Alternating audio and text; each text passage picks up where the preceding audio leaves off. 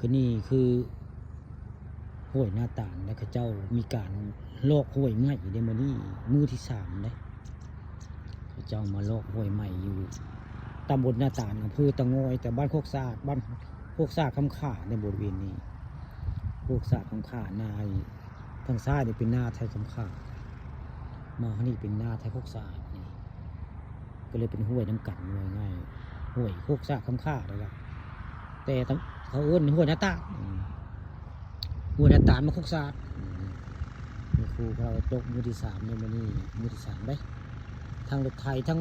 แม่ครู2 คันบ่ได้ผูกแม่ครูก็ได้ครูก็2 คันเพิ่นก็เจ้ายกมือนี้มือที่3เลยระยะทาง1,200 เมตรบ่เขาเจ้าเว้านี่นะความไกลของมันทงไห้ทงนาแถวบ้านคำข่าคุกสะอาดมีการลอกยกห้วยให้เลิกกว่าเก่าแล้วก็เฮ็ดทางซ้ายขวาเนาะนี่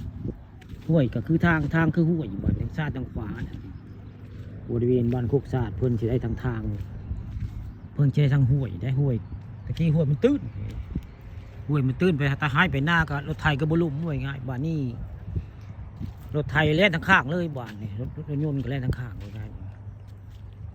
ห้วยมันเร็วกว่าเก่าเร็วกว่ากว้างกว่าเก่าพร้อมเด้ความกว้างของมัน3 เมตรเพราะปากนี่ปากห้วย3 เมตรแต่ไร่แต่ละข้างนี่ซ้ายขวาทางนี่3 เมตรคือกันเด้รวมแล้วก็พูดแล้ว9 เมตรพูดแล้วประมาณ9 เมตรเลยนี่แหละห้วยไม้ห้วยน้าตาลบ้านโคกสะอาดนะตอนค่ำวันนี้พาพาถึงค่ำพาชมห้วยไม้ห้วยน้าตาลบ้านคำข่าโคกสะอาดเป็นอันนี้แล้ว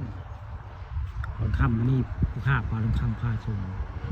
พามาชมห้วยน้าตาลบ้านโคกสะอาดตำน้าตาลอำเภอเต่างอย